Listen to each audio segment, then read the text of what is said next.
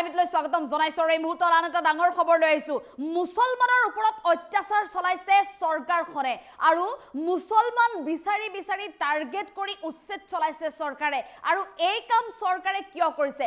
কেৱল মাত্ৰ ২৬ৰ বৈতৰণি পাৰ হ'বলৈ চৰকাৰে এই বিদেশী খেদা অভিযান চলাইছে আৰু এফালে উচ্ছেদৰ অভিযান চলাইছে। কিন্তু মুছলমানৰ ওপৰত বাৰে বাৰে এইদৰে অত্যাচাৰ কৰিব, মুছলমানৰ সৈতে বাৰে বাৰে অন্যায় কৰিব, বাৰে বাৰে মুছলমানক টাৰ্গেট কৰি বুলডোজাৰ চলাব আৰু কেতিয়াও এই সংখ্যালঘু মুছলমানসকলে চৰকাৰৰ এই অন্যায় অত্যাচাৰ মানি নলয়। চৰকাৰক যোগ্য প্ৰত্যুত্তৰ দিয়াৰ এয়া সময় আহিছে বুলি চৰকাৰলৈ এই ধমক লগাইছে এতিয়া মুছাৰ তৰফৰ পৰা। লৈছে এই মুহূৰ্তত টাইম এইটৰ দৰ্শকৰ বাবে ডাঙৰ খবৰ। পুনৰ সংখ্যালঘু সংগঠন এতিয়া গৰজি উঠিছে।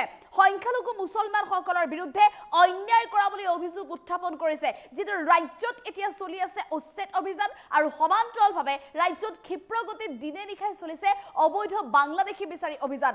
অসম আৰক্ষীয়ে দিনে নিশাই এই অবৈধ বাংলাদেশী বিচাৰি অভিযান চলাই থকাৰ সময়তে চৰকাৰৰ বিৰুদ্ধে ক্ষোভ প্ৰকাশ কৰিছে এতিয়া মুছাই। বিদেশী খেদাৰ নামত মুছলমানক উচ্ছেদ কৰা বন্ধ কৰক। বিদেশী খেদাৰ নামত মুছলমানক অন্যায় অত্যাচাৰ কৰিছে চৰকাৰে আৰু এইবাৰ যোগ্য প্ৰত্যুত্তৰ দিব লাগিব ২৬ৰ নিৰ্বাচনত। অসমত যদি বাংলাদেশী আছে তেনেহলে বহিষ্কাৰ কৰক, আমি সহায় কৰিম। বিদেশী খেদাৰ নামত মুছলমানক উচ্ছেদ কৰা বন্ধ কৰক। বিদেশী খেদাৰ নামত মুছলমানক অন্যায় অত্যাচাৰ কৰিলে সংখ্যালঘু দল সংগঠনে আৰু সহ্য নকৰিব। অসমত যদি বাংলাদেশী আছে তেনেহলে বহিষ্কাৰ কৰক, আমি সহায় কৰিম। অসমৰ পৰা বাংলাদেশী বিতৰণৰ ক্ষেত্ৰত চৰকাৰক সহায় কৰিব এইবাৰ সংখ্যালঘু দল সংগঠনে। কিন্তু বাংলাদেশীৰ নামত কোনো স্বদেশী ভাৰতীয়ক অন্যায় অত্যাচাৰ কৰাটো সহ্য কৰা নহ'ব বুলি হুংকাৰ প্ৰদান কৰিছে। অসমৰ মুখ্যমন্ত্ৰীগৰাকীয়ে ৰাজধৰ্ম পালন কৰক। ২৬ৰ নিৰ্বাচনী বৈতৰণি পাৰ হোৱাৰ বাবেহে মুছলমানক টাৰ্গেট কৰি লৈছে। মুছলমানক বাৰে বাৰে লক্ষ্য কৰি ল'ব, বুলডোজাৰ চলাব, সেয়া কোনোপধ্যেই গ্ৰহণযোগ্য নহয়। বিদেশী বহিষ্কাৰক লৈ পুনৰ এনেধৰণে হুংকাৰ দিছে মুছাৰ সভাপতি আছিক ৰাব্বানীয়ে। আমি পুনৰ জনাইছো ৰাজ্যত যিহেতু এতিয়া চলি আছে উচ্ছেদ অভিযান, বেদখলকাৰীৰ হাতৰ পৰা ভূমি বেদখলমুক্ত কৰিবলৈ চৰকাৰে উচ্ছেদ অভিযান অব্যাহত ৰাখিছে আৰু সমান্তৰালভাৱে ৰাজ্যত দিনে নিশাই অব্যাহত আছে এতিয়া বিদেশী বিতৰণ প্ৰক্ৰিয়া।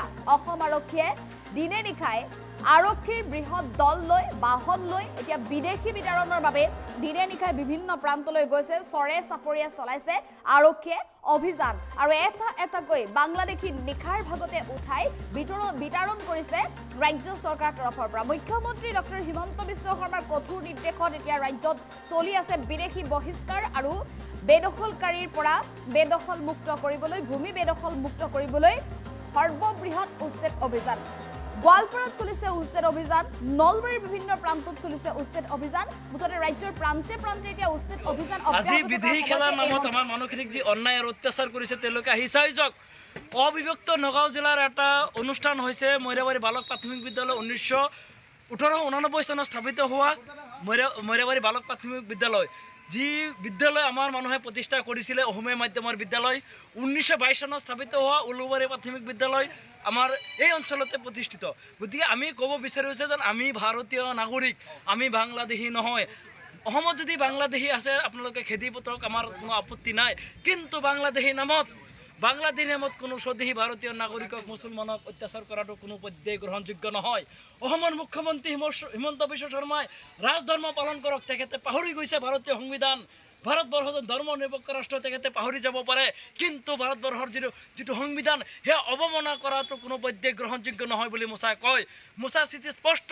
যদি অসমত বিদেশী আছে আপোনালোকে খেতি পথাৰক, আমি মুছাই পূৰ্ণ সহযোগ কৰিম। কিন্তু বিদেশী খেতাৰ নামত এজন ভাৰতীয় নাগৰিকক অত্যাচাৰ কৰিব আমি কোনো পধ্যেই মানি নলওঁ। পুচবেকৰ ৰাজনীতি কৰক, কোনো পধ্যেই গ্ৰহণযোগ্য নহয়। কাৰণ আপোনালোকে যিহেতু ২৬ৰ নিৰ্বাচন সমাগত আৰু এই নিৰ্বাচনৰ বৈতৰণি পাৰ কৰাৰ কাৰণে হিমন্ত বিশ্ব শৰ্মা যি ব্লুপ্ৰিণ্ট ৰচনা কৰিছে সেয়া কিন্তু কোনো পধ্যেই আমি সফল হ'ব নিদিওঁ। আৰু মুছলমানৰ ওপৰত বাৰম্বাৰ অত্যাচাৰ কৰিব, বুলডোজাৰ চলিব, সেয়া কোনো পধ্যেই গ্ৰহণযোগ্য নহয়। আহক আৰু আমাৰ সংগ্ৰামক, আমাৰ যি আন্দোলন তাত সহযোগ কৰক। আমি দেখুৱাই দিব লাগিব আমাৰ সত্তা, আমাৰ যি একতা আমি দেখুৱাই দিব লাগিব।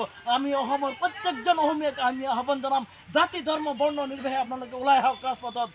এই সমস্যা অকল মুছলমানৰ নহয়, আমি বড় ভাইসকলক আহ্বান জনাইছোঁ আজি আপোনালোকে অকলে ৰাজপথত আহিছে আমি আহ্বান জনাওঁ আমি ঐক্যবদ্ধভাৱে এই উচ্ছেদৰ বিৰুদ্ধে আমি আন্দোলন চলাব লাগিব আজি বড় ভাইসকলকেও যি বিটিআৰত উচ্ছেদ চলাই আছে আমি তাত আমি পূৰ্ণ সহযোগ কৰিম বুলি আমি আশ্বাস দিছোঁ আমি আমাৰ যি জনগোষ্ঠীয় যি আন্দোলন আছে সেই আন্দোলনত মোচাই কিন্তু পূৰ্ণ সহযোগ কৰিব কিন্তু বিদেশী খেদাৰ নামত বা এই জনগোষ্ঠীয় লোকসকলক অত্যাচাৰ কৰিব মোচাই কোনো পদক্ষেপ গ্ৰহণ নকৰে আমি সকীয়াই দিছোঁ হিমন্ত বিশ্ব শৰ্মাক ভাগ ভাগ কৰা ৰাজনীতি আপুনি পৰিহাৰ কৰক আমাৰ মাজত যি ডিভাইড এণ্ড ৰুল পলিচি আপুনি ইংৰাজৰ পৰা শিকি আহিছে RSSৰ পৰা ট্ৰেইনিং দি আহিছে সেই আপুনি বন্ধ কৰক অন্যথা আমাৰ যি আন্দোলন আমাৰ যি ভাতৃত্ববোধ আমি ঐক্যবদ্ধভাৱে আমাৰ সংগ্ৰাম চলাই যাম আমি অসমীয়া আমি ভাৰতীয় আজি বিদেশী খেলাৰ নামত আমাৰ মানুহখিনিক যি অন্যায় আৰু অত্যাচাৰ কৰিছে তেওঁলোকে আহি চাই যাওক অবিভক্ত নগাঁও জিলাৰ এটা অনুষ্ঠান হৈছে মৈৰাবাৰী বালক প্ৰাথমিক বিদ্যালয় 1889 চনত স্থাপিত হোৱা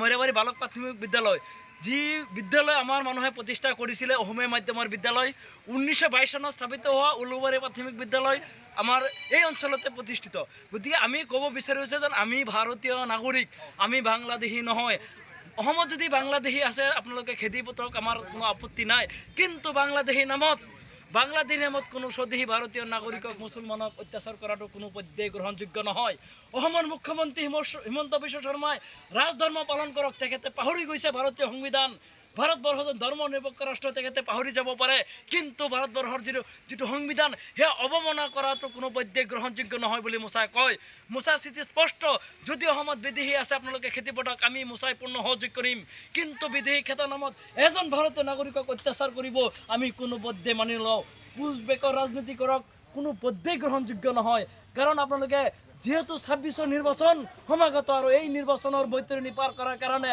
হিমন্ত বিশ্ব শৰ্মা যি ব্লুপ্ৰিণ্ট ৰচনা কৰিছে সেয়া কিন্তু কোনো পধ্যেই আমি সফল হ'ব নিদিওঁ আৰু মুছলমানৰ ওপৰত বাৰম্বাৰ অত্যাচাৰ কৰিব বুলডোজাৰ চলিব সেয়া কোনো পধ্যেই গ্ৰহণযোগ্য নহয় আহক আৰু আমাৰ সংগ্ৰামক আমাৰ যি আন্দোলন তাত সহযোগ কৰক আমি দেখুৱাই দিব লাগিব আমাৰ সত্তা আমাৰ যি একতা আমি দেখুৱাই দিব লাগিব আমি অসমৰ প্ৰত্যেকজন অসমীয়াক আমি আহ্বান জনাম জাতি ধৰ্ম বৰ্ণ নিৰ্বিশেষে আপোনালোকে ওলাই আহক ৰাজপথত এই সমস্যা অকল মুছলমানৰ নহয় আমি বড় ভাইসকলক আহ্বান জনাইছোঁ আজি আপোনালোকে অকলে ৰাজপথত আহিছে আমি আহ্বান জনাওঁ আমি ঐক্যবদ্ধভাৱে এই উচ্ছেদৰ বিৰুদ্ধে আমি আন্দোলন চলাব লাগিব আজি বড় ভাইসকলকেও যি বিটিআৰত উচ্ছেদ চলাই আছে আমি তাত আমি পূৰ্ণ সহযোগ কৰিম বুলি আমি আশ্বাস দিছোঁ আমি আমাৰ যি জনগোষ্ঠীয় যি আন্দোলন আছে সেই আন্দোলনত মোচাই কিন্তু পূৰ্ণ সহযোগ কৰিব কিন্তু বিদেশী খেদাৰ নামত বা এই জনগোষ্ঠীয় লোকসকলক অত্যাচাৰ কৰিব মোচাই কোনো পদক্ষেপ গ্ৰহণ নকৰে আমি সকীয়াই দিছোঁ হিমন্ত বিশ্ব শৰ্মাক ভাগ ভাগ কৰা ৰাজনীতি আপুনি পৰিহাৰ কৰক আমাৰ মাজত যি ডিভাইড এণ্ড ৰুল পলিচি আপুনি